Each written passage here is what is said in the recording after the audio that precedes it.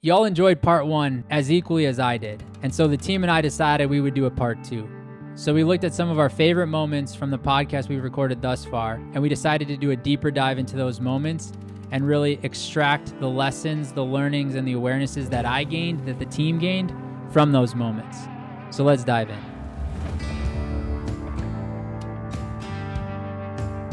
Let's dive into Aaron Amuchastegui. Been through a lot of ups and downs. You've seen a lot of the ups and downs. And so the good thing about like huge failures is it helps you like, in one sense, like not get as emotional about it, like be more of a machine, be more of a solution driven. Mm-hmm.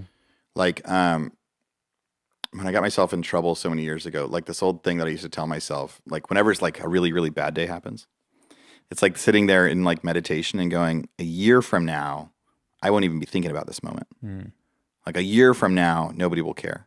Like, and that applies to anything. You do something super embarrassing in front of your friends, like you screw up in a class, you do whatever, like some, even like major things, like people getting DUIs and things like that. Like there's very few things that like a year from now, that can't be a distant memory, right? That doesn't impact your life. Right. So that's like one way to stay centered in the face of it. Is like, hey, a year from now, this is it. And I've had enough experience of like what happens when I bet on me and the plan stays forward. So some of it we try to look at in a very practical manner. Like rather than look at everything else, like how do we do it? Like, okay, so let's go into solution. Yeah. Like how bad is it if it is bad or not? Mm-hmm. And that's one way to look at it. And then it's remembering to pay off on the bet, because a lot of these times on the bets, we can deleverage ourselves. Mm-hmm. We can say, so is it worth giving away X amount of upside? There's this saying in investing that every day you're in a bad market, you're one day closer to a good market. And every day you're in a good market, you're one day closer to a bad market. If we take what Aaron just said there and we apply it to our lives, every moment you're in a bad moment, you're one moment closer to a good one. And if you truly embrace that mindset and understand that pressure is a privilege, and whatever you are going through, regardless of how painful it is going to help you evolve and grow as a human, if you make the choice to, your life literally can become limitless. And the other thing he talked about that I believe to be true is we have the opportunity to focus on two things in our life. We can focus on the problem, or we can focus on the solutions. And like Pat Hyben said in his book, 6 Steps to 7 Figures, what you focus on expands. So if you only focus on the problem, guess what? You will only see problems. But if you choose to focus on only solutions, no matter what hurdle, no matter what obstacle, no matter what problem is thrown in your path, you will find the way and make the way to achieve the solution in spite of it, because your mindset and your being is solutions oriented. Let's dive into Skyler Williamson. We run our family like a business. Mm-hmm. Well, I mean, it starts first with example, right? Yeah. Like they see their daddy lead himself every day. Yeah. And I don't expect perfection from myself. But man, I know what excellence is, and I'm after excellence. And so they see their daddy get up first every day. They see their daddy moving his body, moving his brain. They see their daddy happy, choosing to have good days. They see their daddy, making hard decisions for the family, coming home on time from work. I never miss games. I never miss recitals. I never miss any of that. So they see it from an example, but we've got a vision for our family. If you were to pull my daughter aside, my son, I don't know, he's 70s young, but if you pull my daughter aside, hey, what are our values? My daughter can recite our family values. She knows what we're working on right now. We're doing some training at the house. Nice. And everybody has their own standard. Like my standard, again, I learned this in the military. It is unfair for you to put your personal standard on other people. They didn't sign up for that. Right. And so everybody has their own standard in my family. And look, daddy is going to say something if you're not living up to the standard, right? Mm-hmm. It's your standard too. You said you wanted to be this person. Right. And so I'm not going to let you quit on yourself. And so we talk about that stuff too. But yeah, I mean, we're getting after it just like we do at work. I'm not one to believe in this thing called a man crush, but if I had to say I had a man crush on somebody in leadership, it would be on this guy. The way he shows up for his people, the way he shows up for his family, the way he shows up for himself truly inspired me to start living my life a little bit differently. And it wasn't a big, giant change that had to be made. I just had to make a 1 degree shift in the things that I was doing. Because what he said there and what I heard was that his kids, his team, his wife learns more from his actions than they do from his words. And he can say all he wants with his words, but his actions are going to speak exponentially louder. And the other thing that he said that literally should be tattooed on someone's body is don't chase perfection, chase excellence, whatever excellence means for you. I found myself very often changing perfection. As somebody who's wired for mastery, I'm always chasing perfection. But in reality, what I am now chasing is excellence. Excellence to be the best version of myself I can be and understand that I'm human and perfection is not possible. But so long as I am continuing to hold the standard of excellence, excellence will be achieved. Let's look at Daniel Ramsey. Today is a different Daniel than 15 years ago. So I'm on my honeymoon and it's 2 a.m. and I'm still working. So at that moment, I was providing work to others, but really kind of micromanaging. Like, did you do it? Did you do it? Did you do it? And that's kind of how most people start. The pressure is real. You kind of feel like if it's not perfect, it's your name on it. And if I don't get it perfect, then what does that say about me? And I think that's a common experience that all CEOs, founders, leaders have, especially if they're really, really good and have high standards. I think what happens over time is you have some success. I mean, I think that's in anything, whether it's sports or life or relationships or marriage. You know what good looks like. You hire well, you delegate well, and they surprise you with like amazing results. You start having enough of those patterns, you're like, oh, okay, this is how it's done. And so over time, I've just gotten better and made all the mistakes, hired somebody, didn't have the right job description, hired wrong. I've done everything that you can imagine. And the way you stay sane is you just fall down, you wipe your knees down. Sometimes there's blood on the knees. Yeah. Sometimes it's just a little dirt, but other times, your knee's broken for a month or two or a year or two. Mm-hmm. But again, it goes back to just sticking with it over the long term, knowing that this is how you build a company and you just keep going. When you really think about that saying of it doesn't matter how many times you get knocked down, it matters how many times you choose to get up. What Daniel really highlighted in this clip was that in business, in relationship, in marriage, and in life, you're going to get knocked down. There are going to be bad moments. There are going to be moments where you don't show up as a way that you are proud to show up as. But if you make the choice to learn from those moments and not perform the definition of insanity, which is doing the same thing over and over again and expecting a different result, you will grow from those failures. You will grow from those setbacks. And in reality, those failures and those setbacks become a gift to you and the leader, the husband, the father, the wife, the spouse, the business owner that you are, because you will be constantly improving and constantly getting back up. Life is going to kick you in the teeth. Life is going to be hard. Wipe your knee off. Like Daniel said, sometimes there might be a little blood. Stay down for a minute. Stay down for a week. Stay down for a month. Just don't stay down forever. And remember this, the only difference between a rut and a grave is how long you choose to lay there. Let's see what Dr. Tori Thompson has to say. You would say that Western medicine is broken. Very. I mean, it's a very broken system. We're so sick. And a lot of people, what's the average person on 3 or 4 prescription medications? They don't fix anything. They keep your symptoms at bay. Do you think it's because there's so much money in it? Or do you think it's because of a lack of knowledge? Or do you think it's just a bit of all of it? I think it's a little bit of all of it. There's a lot of money in sick people, and big pharma is a big industry, and they control a lot. So I think that's a hard to overcome. Big pharma is a really uphill battle. Do you think that we have a cure for cancer today?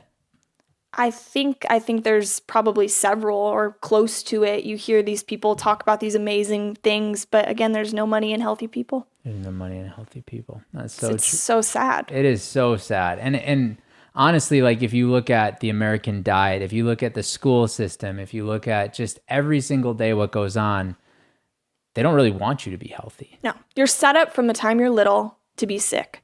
And then you're told along the way that anyone that goes against that is crazy or out there or, not believing in science. That's the new thing they like to say. There's no science behind it. So, you're basically, I don't want to say brainwashed from the time you're a little kid, but everything is set up for you to be unhealthy from the time you're little on. So look, this is something I too believe very strongly in. Western medicine is broken. The system that is currently running our country is money-driven, not health-driven. I believe we have solutions and cures for many of the diseases that we are putting Band-Aids on today using prescription medication. But fortunately or unfortunately, at the end of the day, money is running the system. And so what I believe is exactly the way Melissa and I lead our lives. You have to be an advocate for your own health and your children's health. Just because these are the vaccines given at this age doesn't mean you have to abide by those rules. It's okay to ask questions. It's okay to challenge the status quo. And it's okay to say, no, not right now. Let me go do some research and let me come back and make an educated decision based on the research that I'm able to find and the perspective that I then gain from that research, rather than you telling me the decision I have to make for my body. At the end of the day, if we look at our bodies like a car, we only get one of them. If our car breaks down, we trade it in. We take it to the shop, we get a new engine. You really don't have the opportunity to do that with your body. And so I think it's very important to be an advocate for your own health. And I think what Dr. Tori really hit on here was you have to advocate for you, because the system that's being run by money isn't advocating for you. It's advocating for the dollars that are landing in the pockets of the people running big pharma. Let's dive into John Vroman's clip. I also would work my ass off, not get much sleep. I sacrificed financially. I was a hero in every way I could be to say, look at how much I'm not making money and how much I'm giving to charity. Aren't I such a good person? And I would do that in a way to try to heal my own traumas, my own wounds. And so, but what was happening was I was really hurting myself. I was burning the candle at both ends. I was falling apart physically, mentally, emotionally, spiritually, in all ways. And I was literally giving myself into an early grave. And that's what I mean where I was people pleasing, trying to make everybody happy, but I was also experiencing the burn from that. And that's what led to Tatiana, after I had landed my biggest speaking gig and the charity was doing great and I had written this book about moment making for other people. She said, you're more of a moment maker for the rest of the world than you are for our family. And she was right. And that's what turned into Front Row Dads, because I realized I was a businessman who happened to have a family, and I wanted to be a family man who happened to have a business. So of all the episodes we've done so far, that is probably my favorite quote. And it's not my favorite quote because I can identify by being a family man who happens to run a business. It's my favorite quote because that quote literally slapped me across the face. I have allowed external validation to drive the actions and behaviors I take on a daily basis. And I have been a businessman who happens to have a family. Now, I can look in this camera and I can talk to you right now and tell you that I am not proud.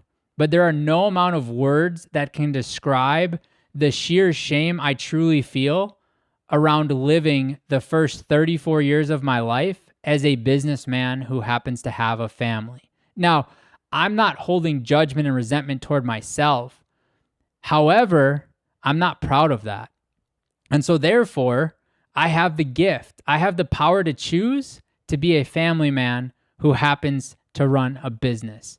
And I think one of the unspoken things that John touched on in this clip is sometimes the magic we're seeking lies in the work we're unwilling to do and is told to us by the people closest to us that we don't want to listen to. When his wife Tatiana shared that perspective with him, I am confident he wasn't like, oh yeah, you're right, honey. Let me go make some corrections.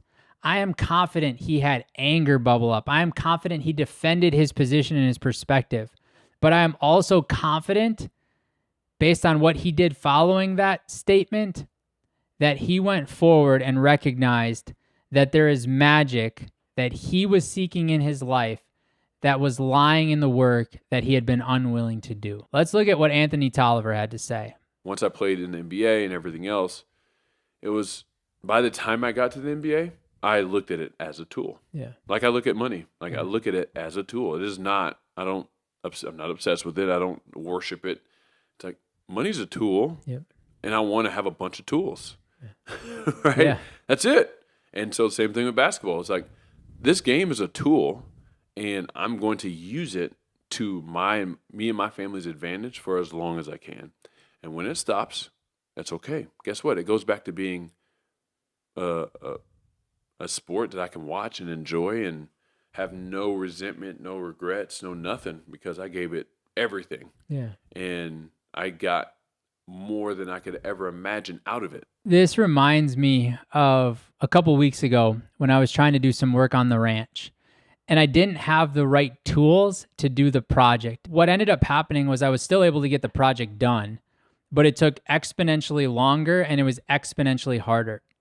When Anthony talks about money being a tool, what I hear him saying is he recognized that the game of basketball was something he loved and obviously something he was very good at, but it wasn't who he was. He was a man who played basketball, and he played basketball, yes, for the love of the game, but he also played it to understand that it was a way for him to accumulate tools to put in his workbench for a later date. And he recognized that in the moment he was in, gathering as many tools as possible would allow him to live with that toolkit for the rest of his life. And a lot of us spend time telling people what we do. If you sit on an airplane, one of the best questions to ask somebody is not what do you do, but hey, who are you? And whenever I get on an airplane, people always look at me and they say, hey, what do you do? Like the one time I got on the airplane and I was sitting in first class and there was an old man sitting next to me and he was in a suit and a tie. And I sat down and I was in my hoodie with my hat backwards, my Amazon jeans, my Amazon sneakers.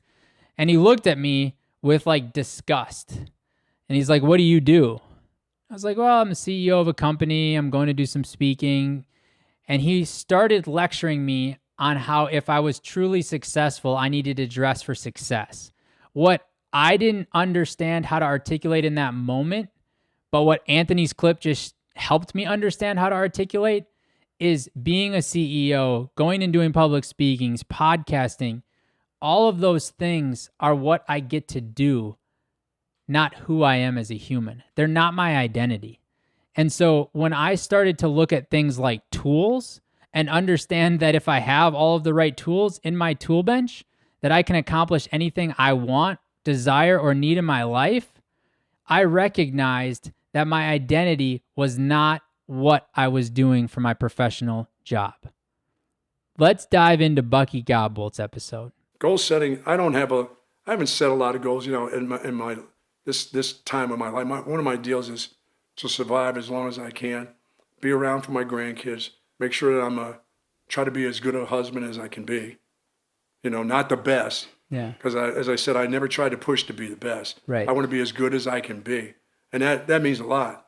That means a lot. If you can be the best you can be, Yeah. that means that takes a lot of work, that takes a lot of discipline to do that. Yeah. And you're going to make some mistakes along the way. When Bucky said, my goal isn't to be the best, but my goal is to be the best me I can be, it really struck a nerve with me. And not in a bad way, in a way that was almost invigorating and exciting, because so much of my life I have spent chasing perfection and trying to be the best. And at the end of the day, no matter where you are, there's always going to be someone bigger, someone stronger, someone faster, someone richer, a plane bigger, a yacht bigger, somewhere you look. And so if you're striving from a goal setting perspective to be the best, honestly, it's delusional. And that was how I was living my entire life up until this episode. And I always felt shame and judgment toward myself for the way I was as a husband or the way I was as a father or even my health, because I was always trying to be the best. And when I recognized I couldn't be the best, I just quit. I quit on myself. I quit on the people around me. I quit on my health. And when Bucky said, don't set a goal to be the best, set a goal to be the best you can be, it all of a sudden gave me permission to lean back in and just be proud of showing up as the best version I can each and every day. Let's hear what Jason Drees had to say. Most often, the magic we're seeking in our life lies in the work we've been unwilling or are unwilling to do. Oh, it's funny, dude. I literally hit on this. And there's a reason we're unwilling to do it, and it's probably from our frame or our misalignment that was given to us by friends, by family, by teachers, by society. By life. And sometimes because that is where the growth is. And the reason that the average person makes the same amount of money for the most of their life is because they never grow. So that work that you're mentioning, the work we're not willing to do, is basically the growth they're avoiding. Why do we avoid growth? Because it's hard. It doesn't feel good. And did your parents talk to you about personal growth? And what happened is there was that time in high school, you decided to go really big and you put everything in and you failed and it hurt so much that you shut down for the next 20 years. Yeah, and I remember like in high school and right after I dropped out of college, everybody told me why I was an idiot, why I wasn't going to make it, I wasn't smart enough, I wasn't talented enough. Yeah. And I'm so fortunate to have been surrounded by good people that didn't tell me directly, but said through their communications, put all those people in the trunk of your car until you're so strong that you can bring them back into the front seat. Yeah. But it was all around mindset. That's for great. Me. Yeah. It was a mindset thing for me. That's great advice, actually. Yeah. It was really powerful advice, and it hurt. And I think there's a lot of my friends and family that were hurt by it. But I didn't do it because I didn't like them. I didn't do it because I didn't love them. I did it because I wasn't strong enough to ignore the noise. Yeah, it's hard. Like becoming a coach, when I left my tech paying job, good paying tech job, everybody's like, what's wrong with you? Yeah. And nobody understood me. But nobody had the voice inside them that I did. After this episode, the team and I were reflecting on this exact moment from the recording, because what I actually understood in that moment is most people aren't truly afraid of failure. Most people are actually afraid of success. They're afraid that if they achieve the level of success that they desire, that they'll leave the people closest to them in their rearview mirror. And in reality, that's delusional, because at the end of the day, you have the choice as you achieve the level of success you desire as to who you surround yourself with and how you bring them along on that journey. And when he really touched on this concept of we're afraid of growth, I don't think he's wrong. But I think what we're really, truly afraid of is how good it could be and what others will think of us if we do achieve that level of success. And what I reflected on is it's not my job to control what others say about me. Now, I do have to control how I show up for others, and I do have to control how I show up with respect for others. But at the end of the day, the way that a person feels about me is not mine to carry and not mine to hold. And so rather than avoiding the growth, where most of us are getting it wrong, is we're avoiding just truly how successful we could be because we're afraid of that success. We're not afraid of the failure, but that's the safer answer. Let's look at the next clip.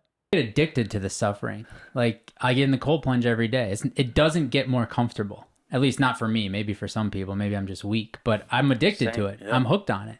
And I know because on the other side of it is this awesome feeling, is this like energy that I can't find anywhere else. And it's knowing that I started my day doing something really freaking hard. Yeah. Well, it's like armor. You start your day with that. That's right. And everything else is just a little less intense. How many people do you think avoid the pain but then complain that they don't have the life they desire? I think most people. Like I learned that suffering was a thing in college. Like I attribute D1 athletics to like my light bulb moment where it's like I thought I worked hard and then I'm dropped in this environment where it's just straight suffering like I've never worked before. And not only that, you can then race and come in last. And it's like, what? Like I just did all this shit and now I'm, there's nothing to gain from it.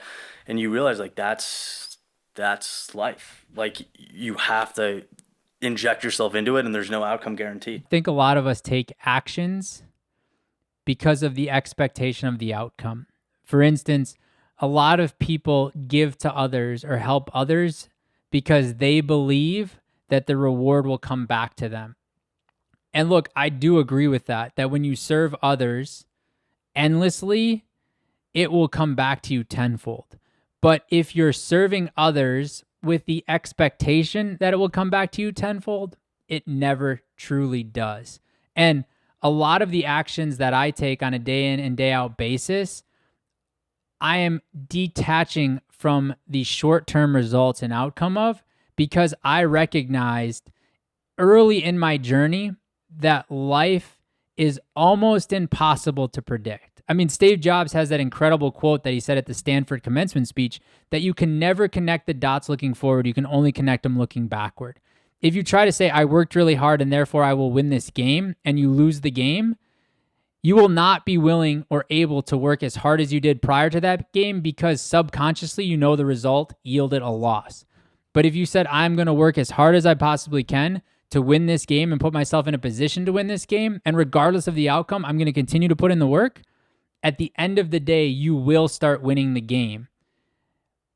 But you can't predict when that will be. The outcome may be today, it may be tomorrow, it may be 10 years from now. But just like Steve Jobs said, when you look backward, you'll be able to connect all the dots, and you'll understand that the hard work did eventually yield the results, but it didn't yield the results because that's what you expected. It yielded the results because that was what you continued to do day in and day out. Let's see what Jamie Gruber has to say. February 2021, I quit my job.